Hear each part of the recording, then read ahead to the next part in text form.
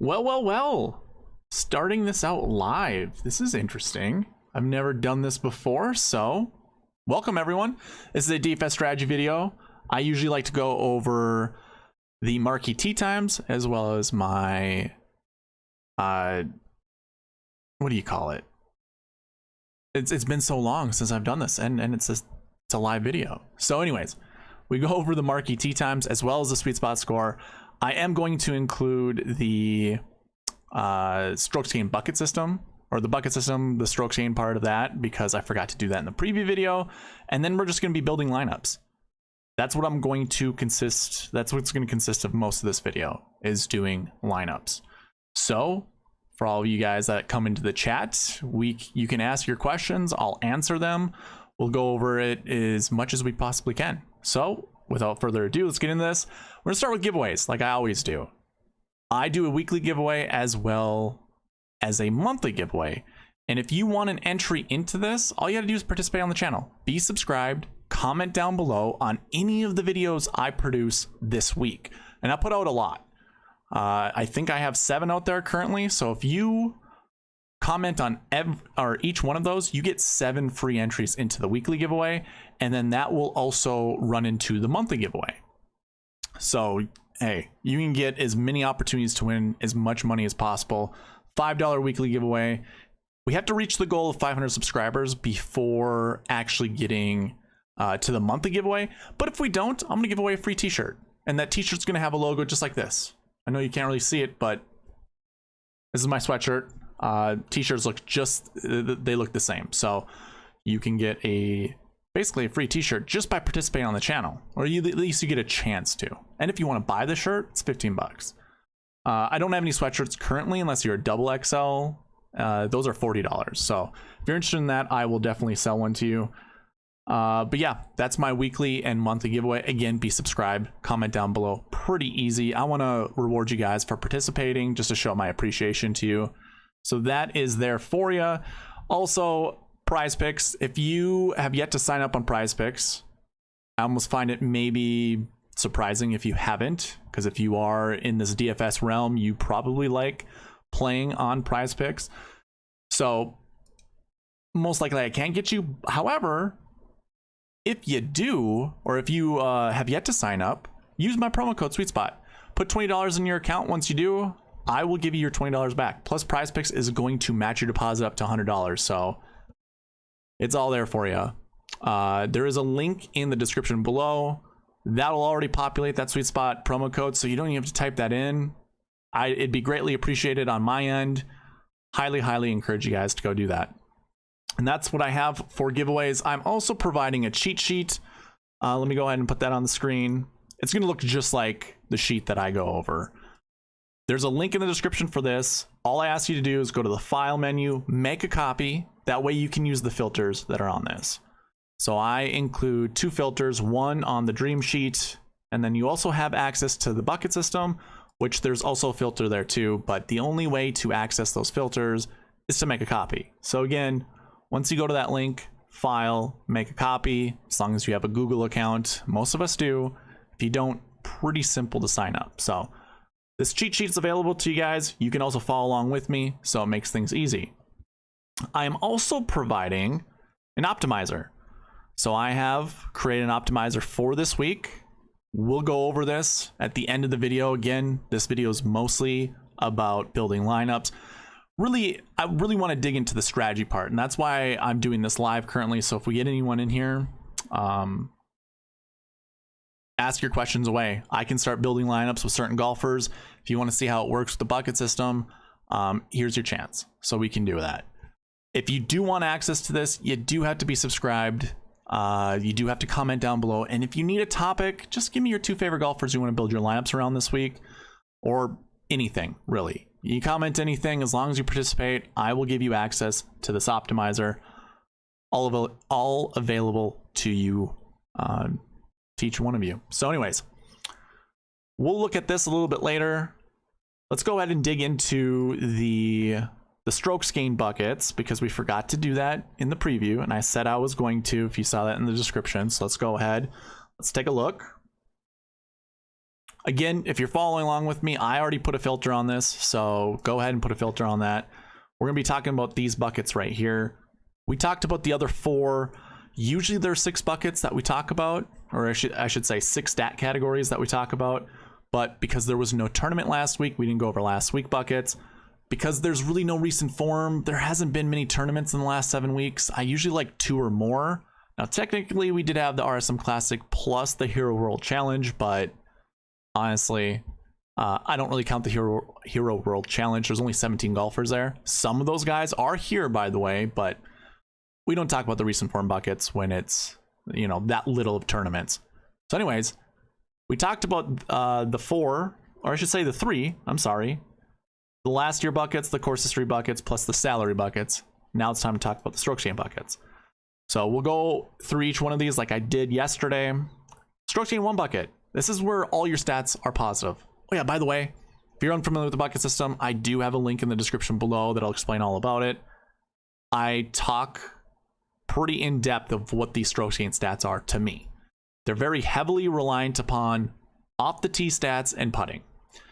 I don't really include approach. A lot of people like to use approach as their end all be all stat, but to me, if you're positive off the tee, you're most likely putting yourself into a prime position to score well. Because usually golfers who have really good approach stats, like say your low end golfers have good approach stats, they're pretty erratic off the tee. They're finding themselves in the rough, or they're short hitters. And just hitting the ball close to the pin from these tough lies increases their approach stats much more considerably than, say, someone who is really good off the tee, who finds themselves in the fairway, who only has, you know, 130 yards, where these guys have 160 or more in the rough. So there's a huge disparity between those yardages and that type of lie. When those golfers from 160 and beyond in the rough or in tough lies or whatever hit it to like 10 feet, whereas the guy at 130 yards hits it to 8 feet, the guys at 160 plus, they get a huge bonus to their strokes gain for doing that. It is a more difficult shot, no doubt, but why are we really penalizing, you know, the guys that hit the ball further in the fairway, who have really good off the tee stats, that still put it inside the proximity of the other golfers who are hitting from 160 yards and beyond? To me, it's weird. Like Bryson, when there were approach golf courses that he went to when he was on the PGA Tour, a lot of people just kind of ruled him out because, well, his approach stats aren't great. Yeah, well, when he's hitting it to 40 yards away from the green and on a 400-yard hole and only putting that to 8 feet, it's still an 8-foot birdie putt. So why would we penalize him? Needless to say, I don't really look into approach stats, but a lot of my approach stats are baked into the strokes gain 1 and 2 buckets. Some of them are in the strokes gain 4. That's your negative off the tee, positive putting guys. So really your strokes gain 1 and 2 is where most of your best golfers are, including the really good ball strikers. And sometimes in strokes gain 3. I forgot that. That is positive off the tee, negative putting. This is like your Colin Morikawas, your Hideki Matsuyamas, those types of golfers. They're really good in approach, so you'll find them there as well. But anyways, moving on. Strokes gain 1. Remember, we look at the projections here. This is just my projection of what I'm projecting inside the top 10 from these buckets. Strokes gain 1 has 19 total golfers in that bucket. And I am projecting low end 4, top end 7 golfers to finish inside the top 10 from this bucket. So just starting building lineups from a strokes gain 1 bucket perspective is probably the way to go. Now I do have a conservative projection over here. This is my max conservative projection, if you want to call it that. It's 6. So you can build a whole lineup with nothing but strokes gain 1 guys. And again, these are all stats are positive. Off the tee, approach, around the green, as well as putting. And that is from the whole last year. So this spans back to the Tournament of Champions from last year. So keep that in mind. And if we go and take a look, strokes gain 1, I mean, we're going to have our best golfers here. So we're going to go ahead, put a filter on this, just look at our strokes gain 1 golfers, and you can see, we go by salary, Scotty Scheffler, the top price guy, $10,300. He's followed by Thomas, Cantlay, Schauffele. Now, these are like 3 golfers everyone in the industry is talking about. I imagine ownership for these guys are going to be really high, but so be it. Like, these are good golfers to build around. I'm sure one of them is going to be in the optimal lineup, so you're going to have to play them regardless. Even if it's at a 50% ownership clip, you're most likely going to have to. So don't just fade because of high ownership. But we have a ton of other really good golfers, including some low price golfers down here like Wise, Thigala, JT Poston, Scott Stallings. Someone actually reached out to me and let me know about a Twitter follow. I don't know it off the top of my head, but it said Matsuyama and Thigala are also battling injuries. Like with Matsuyama, I think it's his neck, and with Thigala, it's his back. So keep that in mind. It's something worth considering when it comes to building lineups. So these are your strokes gained 1 golfers. There's a ton of really good golfers to choose from. If you wanted to build all 6, or if you wanted to build a lineup with 6 golfers in here, I don't see an issue with that. The only thing that you might come across that would be an issue, you could have 4 or 5 golfers from the top here finishing inside the top 10. My projections would still be true, but you can't build golfers with 5. You can't build a lineup with 5 of these guys. Just salary constraints aren't going to allow you. So keep that in mind. Moving on to the next bucket, strokes gained 2. I'm projecting somewhere between 1 to 2. Again, remember, we're rounding down in this bucket. We round up I should say, with this projection, the minimum we round down. So 1.06 goes to 1, 1.77 goes up to 2, but we always want a 2-point buffer between the two. So with this being a max of 2, our minimum actually goes down to 0. So this is kind of a high volatility bucket, in my opinion. And even our conservative max projection is 2. So to me, it's like 0 to 2. Let's take a look at the golfers in those bucket, or in that bucket. Jon Rahm, who arguably could be the best golfer in the field, just depends on who you talk to. Followed by, basically just drops down to the 8K range, only has 2 golfers there, and then the 7 and the 6K range. So I don't mind, choosing 1 or 2 of these guys. I won't choose more than that. I'm probably going to choose 1. I'm definitely not choosing 3. So if you already had an idea of like putting Rahm with like Burnsy and then maybe Adam Scott, I highly suggest not to. These buckets are 93% correct on any given week. This dates back the last really like 70 weeks now.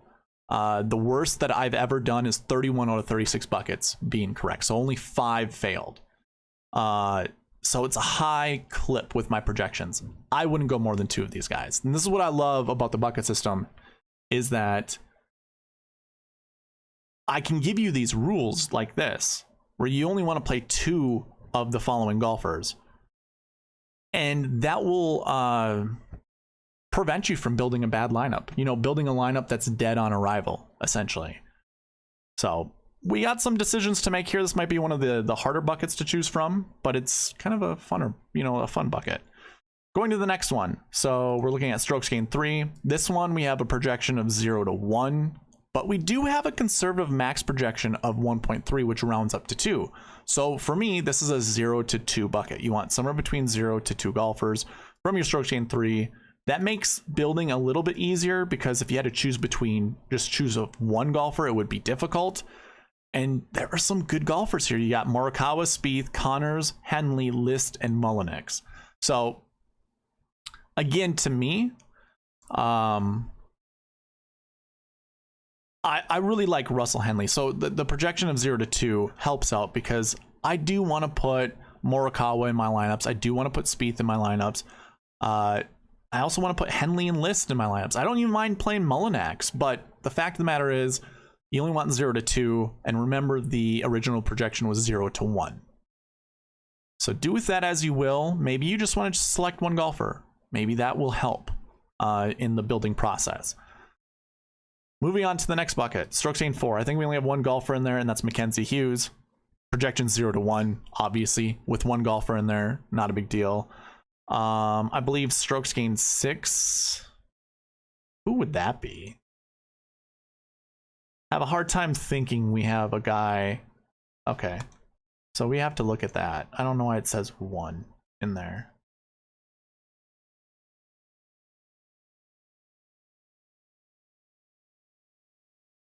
Usually it goes by this. I wonder who the strokes gained 6. Like, what would my system be pulling?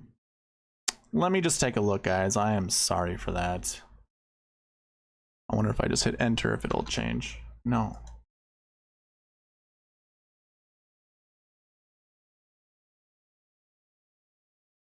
CB to CE. Nothing like doing this on the fly, hey guys?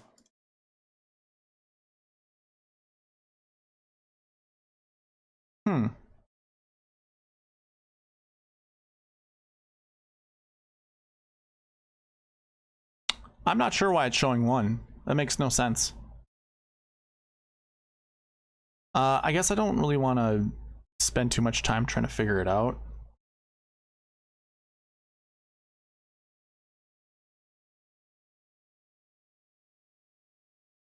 I wonder if I do this, if this will change. Putting a 3 after each of these. Sometimes it counts the header, and if the header's empty... Yeah, there you go. Okay. I figured as much. Sometimes Excel is finicky like that. You gotta you gotta update it. It's dumb. Anyways, so we have 5 strokes gained 5 golfers. I'm not even gonna put a filter on this. You can see who they are. Ches Reavie, Ryan Brehm, and Chad Ramey. We go back to the projection. It's really 0 to 0, 0.01 to 0.01. Pretty negligible. I have a max projection of 0.5, 0 to 1. I probably would just stay away from these guys. Now, I did say in the preview video that I do think you might win a GPP by rostering one of these golfers. I think your public is going to play more of Ches Reavie than the other two. Entirely up to you guys. This is a no-cut event. These guys can play as aggressive as they absolutely want to. They're getting a guaranteed paycheck. So it is possible that Brehm or Chad Ramey could easily finish inside the top 10 of DK scoring. They might finish outside the top 10 in overall placement, but with this being kind of a birdie fest, these guys could easily make up for it. But I think I might stay away from the strokes gained 5 bucket. I don't think it's really all that important. Okay, let's move on and let's talk about the sweet spot score. So I'm going to remove the filters, open up to everybody, filter this down top to bottom. My number 1 golfer in the field is Patrick Cantlay. I think he's the 4th ranked salary golfer. So that is a bit of a value if we're looking at it that way. Rahm is 2nd on my list and he is the 2nd priced guy. So I think he's priced pretty fairly. And by the way, pricing is extremely soft this week, so building lineups can be really interesting. Xander is 3rd, and he's like 5th ranked in the salary rankings on DraftKings. Then Scotty Scheffler, our top priced guy. I'm not going to talk about every one of these golfers. I would say we want to look at value. So we want to find some of the cheaper golfers like a Keegan Bradley or a Billy Horschel who are above golfers that are priced higher than them, like Burns, Spieth, Cam Young, Will Zalatoris. If you want to know what goes into my scoring, you can find this on the cheat sheet. I include on the cheat sheet. We're looking at OWGR because why not? These are your best golfers in the world. You might as well find out, or you might as well add a little bit of an edge to the best golfers. And you can see there's not a lot of point total difference between, you know, the top guy in the field who gotta be Scotty, right? Yeah, 99.67. Patrick Cantlay's 99. So 0.67 point boost, not a big deal.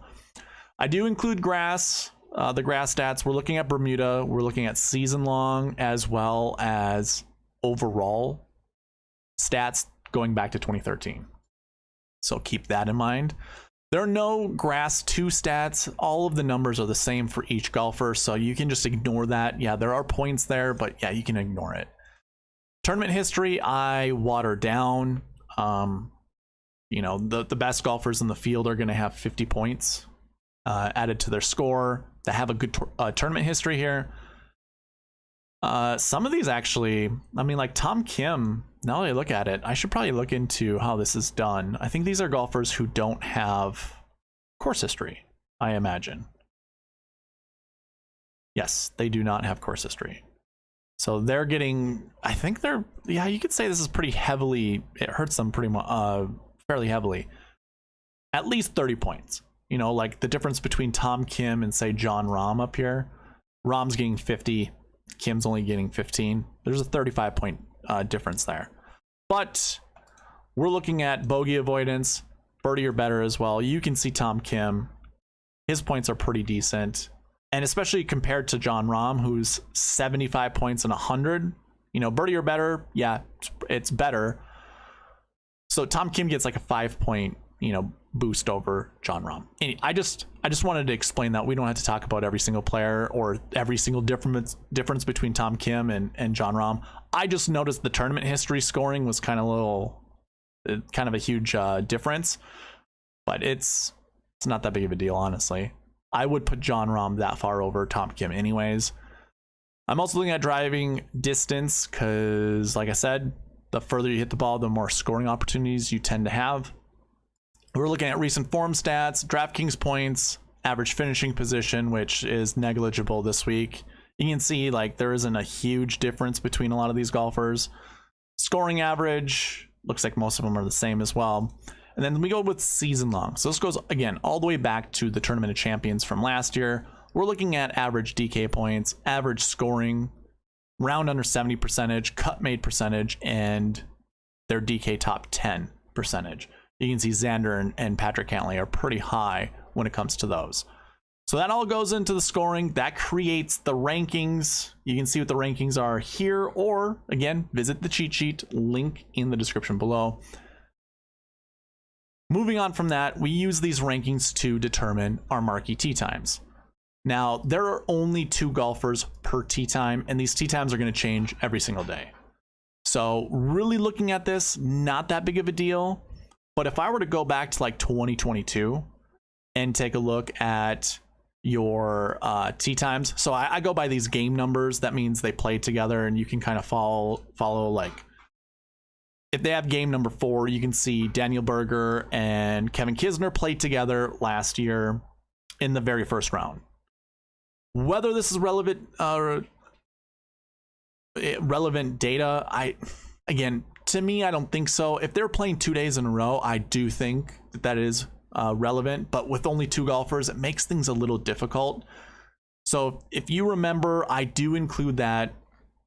I include the marquee tee times on the optimizer, but for the constraints, I just open it up to 0 to 2 golfers. Like the optimizer can select 2 golfers from the same group.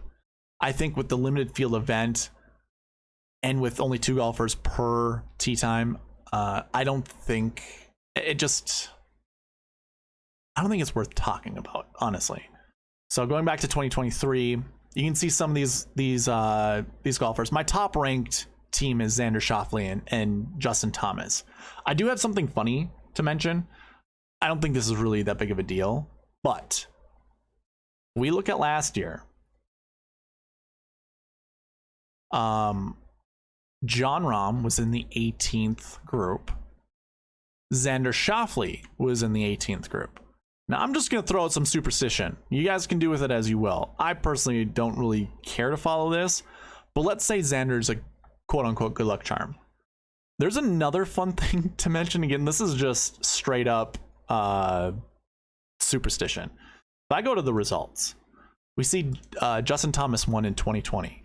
Justin Thomas won in 2017. Do you see where this is going? Is this a 3-year span that he just wins every 3 years? I don't know if he played in 2014. Did he? Just for a quick scan, I don't see him in 2014. So let's say he wins this every 3 years. He is playing with Xander Schauffele.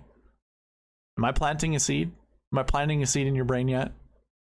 I don't think it's really that big of a deal, but I think it is kind of funny if you wanted to build lineups that way. If you have that superstition and want to go that way, there's 2 things pointing his direction. Oh, and by the way, if you follow PGA Splits 101 on Twitter, he was going over trends of golfers who win these tournaments. The only golfer that had, I think, either 11 out of the 12 trends or all 12 trends was Justin Thomas. So all you superstitious people out there, JT might be your guy to take down a tournament this week. Again, superstition. All right, so you can kind of see who your top 9 groups are. These are what I call the Marquee Tee Times. Remember, it's 2 golfers per tee time. I don't even know if that's going to be enough to draft off each other, but it could be. You know, there are some golfers that you probably do want to play with. Like, I'm really curious about this Jon Rahm, Matt Fitzpatrick group. I think that's a great group. I don't know about Finau, Morikawa, Im, Homa. If Zalatoris is healthy, I really like this group. Yeah, 2 Texans, both young guys that play pretty darn good golf. I think that's an interesting group. I really like Patrick Cantlay. I don't like that he's paired up with Hideki Matsuyama. Again, they're only paired up for 1 round unless they both score the same and have to be paired up again on Friday. I feel like Matsuyama can ice players. The language barrier, plus he's kind of just he's always on his own element. Or his own island. I always kind of say that about Matsuyama. I don't think it matters who he plays with. And maybe it doesn't even matter if Cantlay plays with him, because Cantlay is kind of the same guy. You know, you don't really necessarily see him joking around with the other golfers in the group, unless they're sociable guys. So I don't know. Do with that as you will. I don't know if it really matters all that much. So those are kind of your Marquee Tee Times. I'm not going to talk about the rest of the guys. You can see them on the screen. I'll highlight them again. Again, you can follow along on the cheat sheet. I also have the group ranks there. Your top 9 golfers are the Marquee Tee Times. Hey, what's going on, Barry R? How many lineups will start with Rahm and JT? Oof. I don't know. I've heard a lot of people talk about Rahm being their favorite golfer. I've also heard a lot of people talk about JT as their number 1 golfer. I listened to a few podcasts today. A lot of people are on JT, but kind of like what I said a little earlier in this video, you probably want to play JT. Well, you want to play 3 of those top 9K golfers. I think one of them is going to be in the optimal lineup. So whether it's JT, Cantlay, or Schauffele, who are all going to be high owned, yeah, I think you want to go with those 3 golfers. And if it's JT, it's JT. And if him and Jon Rahm end up being like, you know, if they account for 70% of total ownership, so be it. So be it. But anyways, that wraps up the Marquee Tee Times. It's all about building lineups now. So I will take your questions. Barry, if you want to ask more questions as I go through this, feel welcome to do that. Let me actually double check. It's been a while since I've done a strategy video. I think we just talk about rankings, Marquee Tee Times, and then get into building lineups, right?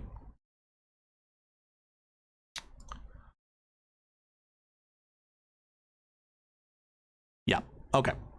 Perfect. That is what we're going to do. All right, so I looked at last year. Last year I did really well in this tournament, or for this tournament. I had a lineup that would have taken down the $5 drive the green at that moment. I put it into the Nagels Beggars listener league, which Nagels, if you're listening or if you end up listening, what the heck? Where's your contest? I have not seen it yet. Let me double check. I want to win this one as well. Anyways, I put it into that contest. It's a 100-man winner take all. So, you know, after DraftKings takes the rake, I got $450 from it. The $5 drive the green, I would have got $25,000 from it.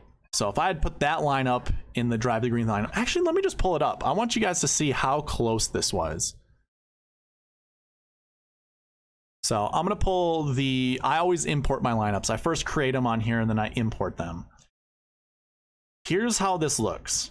So this is from top to bottom. I haven't changed this whatsoever. You can see drive the green, drive the green, drive the green. My top 3 lineups.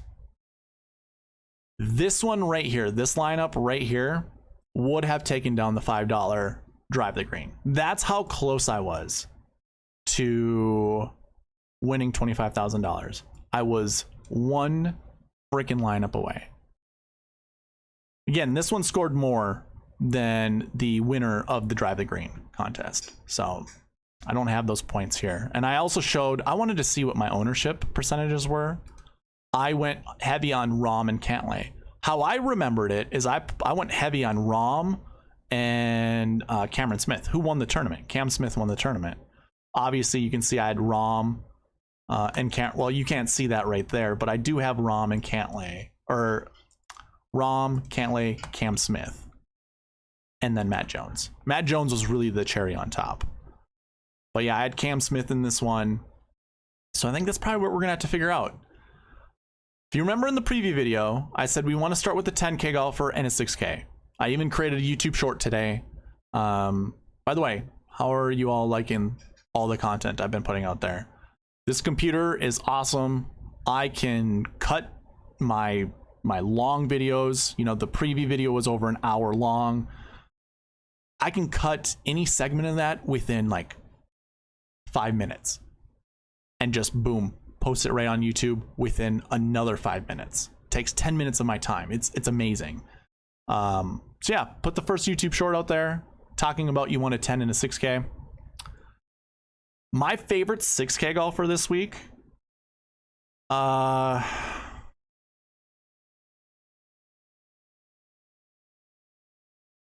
it was Mac Hughes. Like my dummy lineup I have in there, I have Mac Hughes and Adam Svensson in it. And I think it's just Adam Svensson for me is just an eyeball play. I don't know really about Mac Hughes. Just seemed like the right play for me. I kind of have a good feeling about him playing this week, but I don't know with how soft this pricing is. So I had mentioned in the preview, you want a 10 and a 6K, kind of what I was just saying about the YouTube short. With how soft the pricing is, I'm not too positive about that. I don't know if you need a 10K golfer, and without a 10K golfer, I'm not even sure you need a 6K golfer. I think I still want to start there though. Let's see. Yeah. It's hard when there's only 2 golfers in the 10K range. They're really good golfers. Obviously, Jon Rahm and Scotty Scheffler. I think those are great golfers to build your lineups around. But that 9K range is juicy. You know, Thomas, Cantlay, Schauffele. You could start lineups just with those 3 golfers and still have a very solid... You could still pick probably 2 golfers from the 7K range. In fact, why don't we just try? I do have this loaded up with my bucket conditionals in here. So a lot of this is constraint where you can't build more than... We can't have more than 2 strokes gained 2 golfers. Can't have more than 2 strokes gained 3 golfers.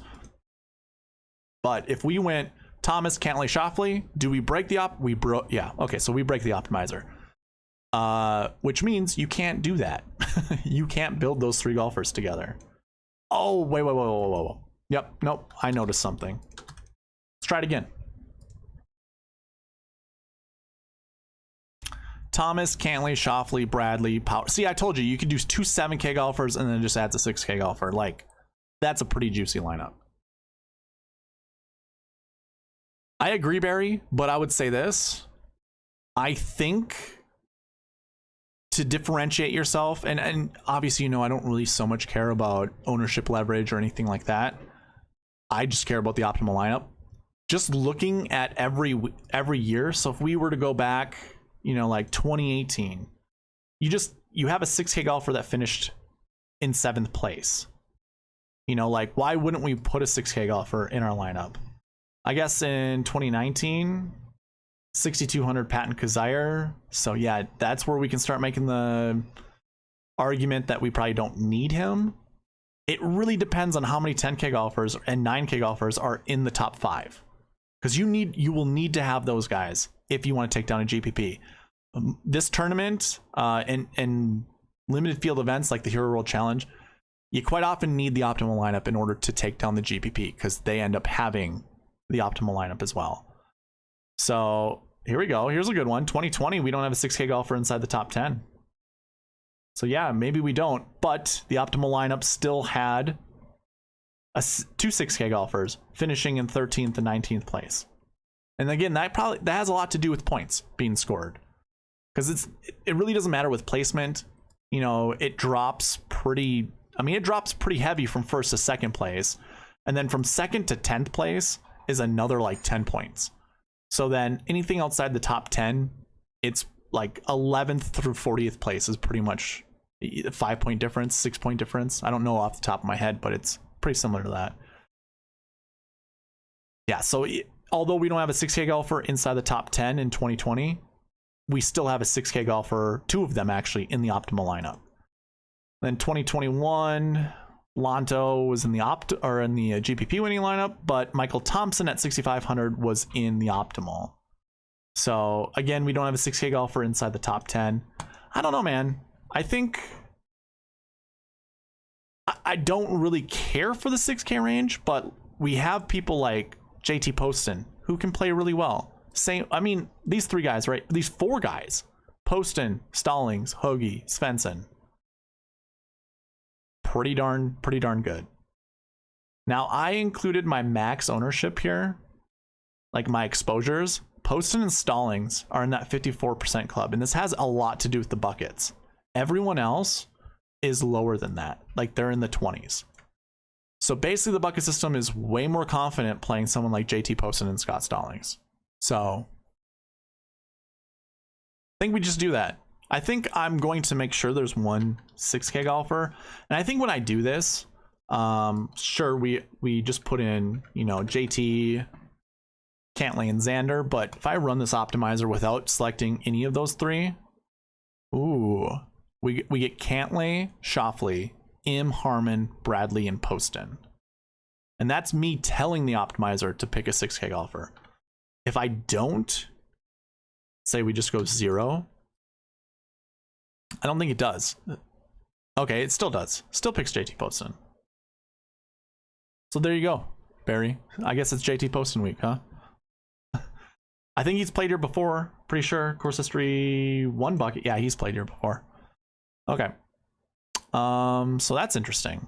And I think if I run this multiple times, we're gonna get Cantlay and Schauffele, which makes sense. Cantlay, Schauffele, Im, Harmon. So that's not changing. All we're seeing is the 6K golfer changing.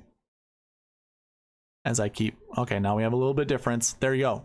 It took what, 4 or 5 lineups to kind of run through before we get to a lineup that has no 6K golfers and no 10K golfers. So I don't know, man. This is a interesting week to build lineups. I think what I want to do, I've been getting this gut feeling that it is Scheffler and Cantlay. I don't want to get away from Cantlay. I think Cantlay is a really good golfer this week. So I kind of want to put these 2 guys together. Last year, I put Rahm and Cantlay together, and I'm actually really thinking about Rahm and Cantlay as well. I don't disagree, Barry. I think Morikawa does have great history and could be a nice pivot from Xander. I almost don't want to think of things like pivoting. I think if you like Morikawa the same as Xander, fit him in. See what he does well. Or not what he does well, but what your lineups look like with him in it. So this is an interesting one. I like seeing Thigala, especially with Svensson, because Svensson's one of my favorites. We are kind of peppering the AK range, so Chad Eckert, if you're out there, this is a video for you. Hoagie, Power, ooh, I like that. I like when these change. So like we saw Power and Hoagie together. The one before that was Svensson and Thigala.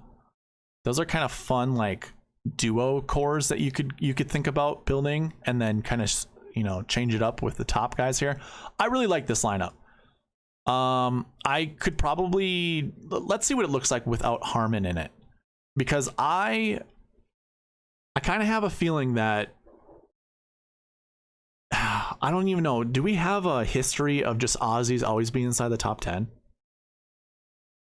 Just to feed off that, let's feed off the superstition once again. So we have Cam Smith, Matt Jones, yeah, 2 guys there.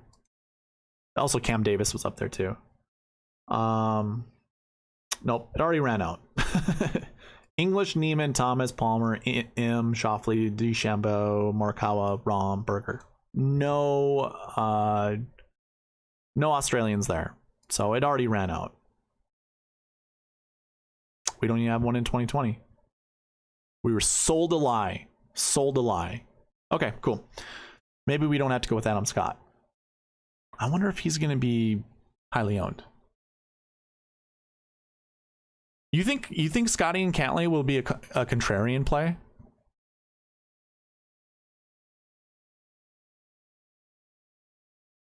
I don't know if I have a feeling though. I think a lot of people around the industry kind of understand that how important a 10K golfer is and not to leave money on the table. I think it's going to be really difficult to have a 10K golfer, to not have a 10K golfer in a lot of these lineups. So we think it's going to, do we think it's going to be like heavy on ROM, like 70% or more? I have a feeling that it's probably going to even out. I think it's going to be like 50-50 Scheffler ROM when it comes to the 10K ownership. If we're comparing them, one might be like 40% and the other one might be 45%, but I guess, yeah, you could go Scheffler with anyone in the 9K range and go from there. I do like this. So I was going to say, so let's lock in Scott, Bradley, and Poston. So Bradley, Scott at 7,600. I'm down to JT Poston.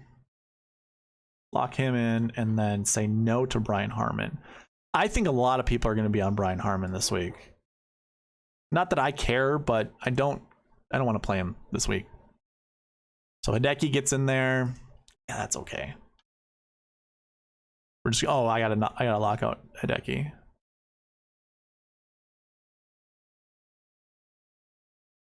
And it breaks. So that is a one-off lineup. You can't build off of a lineup like that. That is what the optimizer tells us. So Scotty Scheffler, Patrick Cantlay. Let's see if I can find a third golfer. Who do we think is like the Cam Smith this year? Someone in the 8K range that, God, what did he look like coming into last year? Had a 24th position or place the year before. Not super great course history. Do you have anyone like that here? Hovland.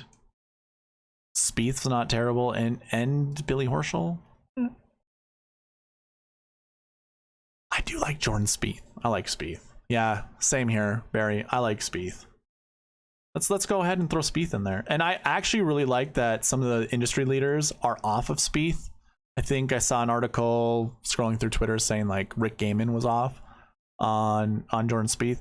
I didn't watch any Pat Mayo. Did you, Barry? Did he talk about if he likes Spieth or not? Because that's kind of like those two guys are pretty heavy when it comes to ownership stuff. Can't build a Scotty Scheffler, Cantlay, Spieth lineup with the buckets. Okay. Can we do a Scheffler Thomas lineup? We can. Oh, it's still errored out. So anytime we see these error codes, it means it's still errored out. But why?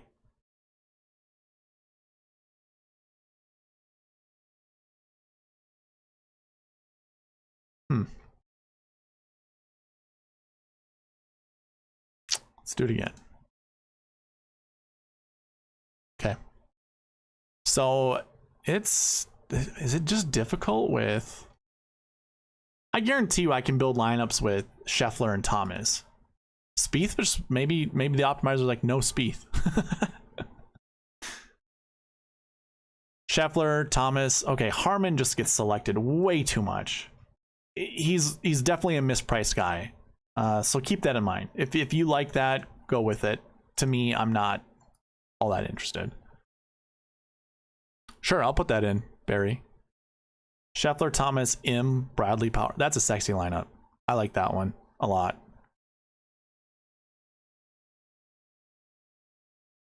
It's another good one. Adam Scott's. I don't mind Adam Scott. Looks like Scott and Bradley kind of are a little bit of a duo. Homa, Bradley, Power. So Keegan's being picked a lot when we start with Scheffler and Thomas. Ooh. Here's your lineup, Barry. This lineup right here, this one's going to take down a GPP. Ooh, that's sexy. All right. You want a ROM Morikawa Spieth? Let's try it.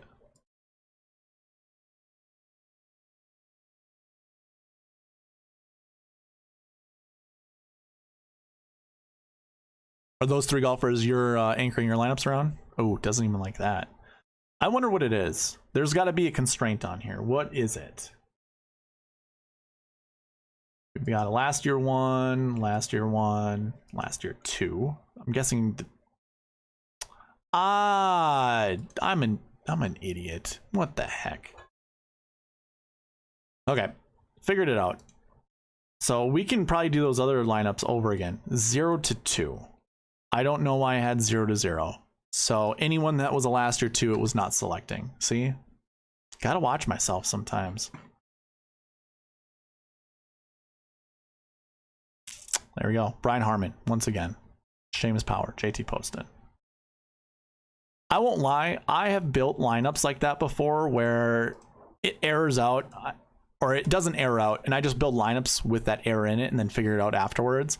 Still do okay that week, but I'll never know because I'll never know if I can build more lineups.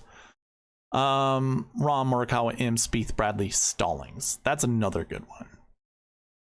What was the lineup that I was just trying to do that didn't work? We're going Scheffler,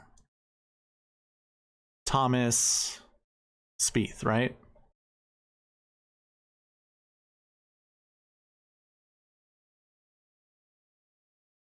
Power, or Harmon once again. And then Power and Svensson.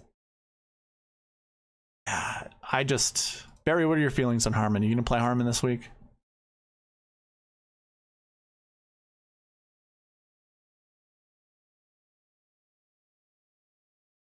Scheffler, Thomas, Spieth, Horschel, Bradley, Mullinex. Okay. How many lineups do you usually create, Barry?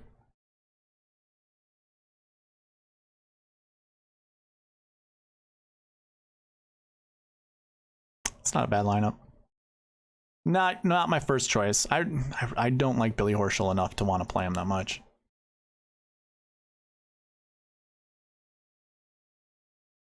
Stallings, Hoagie. It's not a terrible lineup either. We get to include Hovland, who arguably could be one of the hotter golfers on tour right now. Power and Poston, the Popo boys. Power and Stallings, so yeah, Bradley seems to be kind of like a core play, it seems like, with the optimizer. Here's a good one. Look at this one. How owned? You think this one will ever get duped?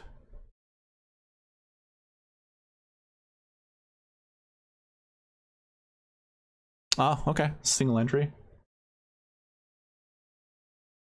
We got 5 people watching. Anyone else want to add to the conversation?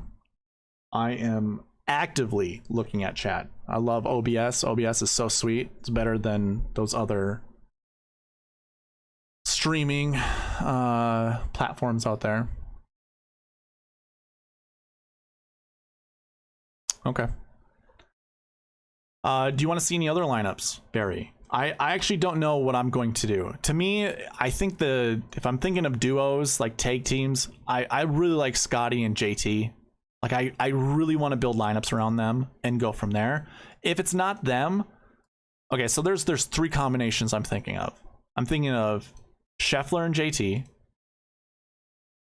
Scheffler and Cantlay, or Rom Cantlay. Those are my 3 combos I'm thinking about. I'm not too worried about getting enough ownership of Xander, Morikawa, Finau, Fitzpatrick, or anything like that because of how soft the pricing is. If I were to do this, I guarantee you Schauffele shows up. Like Schauffele's going to be one of the top guys. If I go through this enough, I'm sure Schauffele will be one of the guys up here. Oh, you know what? Let's remove Harmon. I don't want to see Harmon. I don't want to see Harmon. This is going to be... I said last year I did not like Matt Jones. And and I end up playing 7% Matt Jones, or 8%. It was 7% because I played 8 lineups. I had over, or let's do this over again. Let's slow down. I had over 100 lineups I built last year. 8 of them had Matt Jones in it, and one of them almost wanted me a GPP.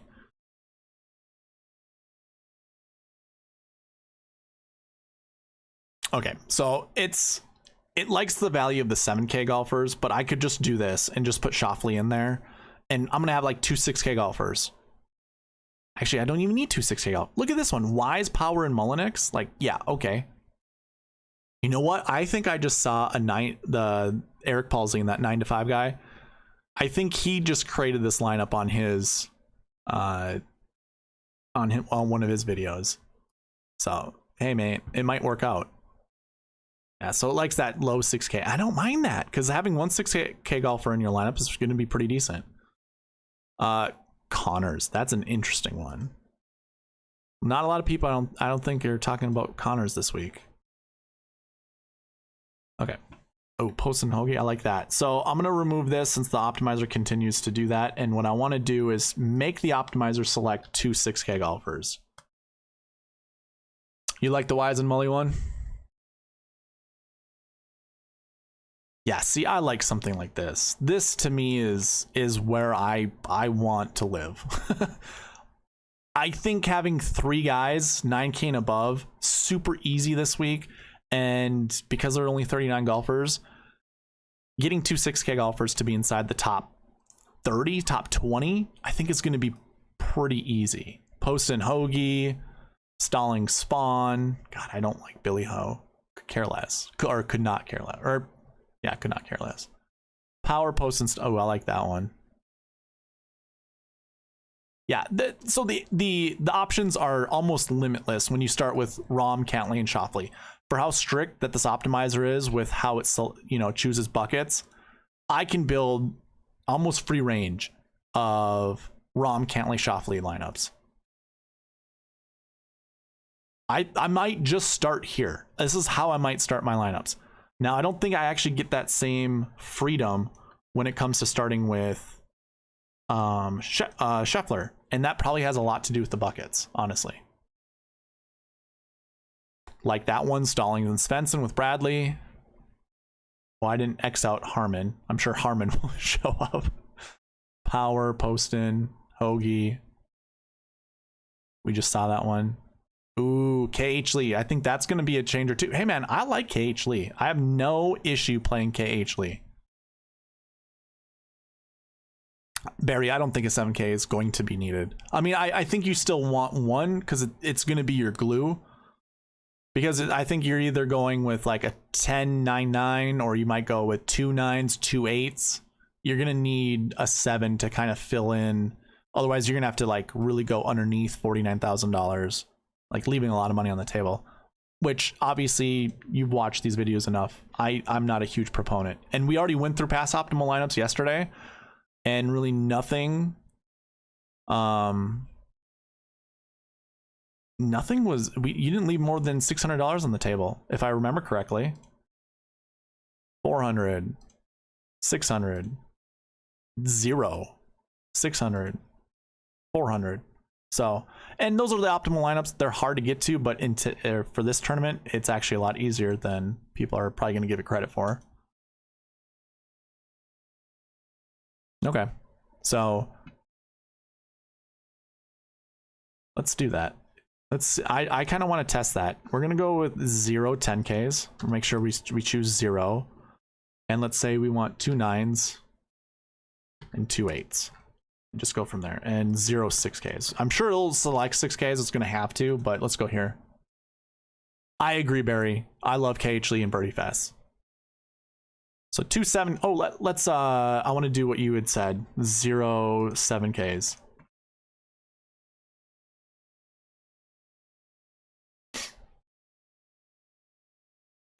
9 9 3 8s and a 6. This pricing is so stupid. Like, that's so dumb. I think you have to have Harmon at low 8, and when we include no 7s, I think that's just what it's going to continue to do. Oh no, We're running out of 6K golfers because the optimizer is deselecting all the 6Ks. Look at that lineup. Holy crap. 3 8s, 2 9s, 1 6, 50,000, leaving no money on the table. We've got 2 golfers left or 3 golfers the optimizer can choose. I could too, Barry. I think, yeah, don't be afraid to leave $0 on the table. And then we're done, right? No more 6Ks? Okay, maybe we're done now? Yeah, broken. All the 6Ks. All right, man. Barry, do you want to see any other lineups? Otherwise, I might be calling it quits because I don't know anything else to really go over with building lineups. I truly think starting with a 10, a 9, an 8, and you know, not just Barry, whoever else is watching. If you want to leave a question, I'll build some lineups with the bucket system, see what it spits out. But yeah, I think I really have no issue starting with 50% of my lineups with Scheffler, 50% of my lineups with Rahm, and then just pairing either of those 2 guys up with Cantlay or Thomas and just going from there. Like I have no issue with that. I think my optimizer will easily get to like Schauffele, Morikawa, Finau, Fitzpatrick, any of these guys, 9s, 8s. I don't really care for the 7s. You know, like obviously Wise, Bradley, a lot of these guys are capable of even winning this tournament, let alone finishing inside the top 10. So I got no issues. All right, cool. Well, if there are no other questions, I am going to end the stream. I'll give you 5 seconds. I think there's a little bit of a stream delay, so I'll account for that.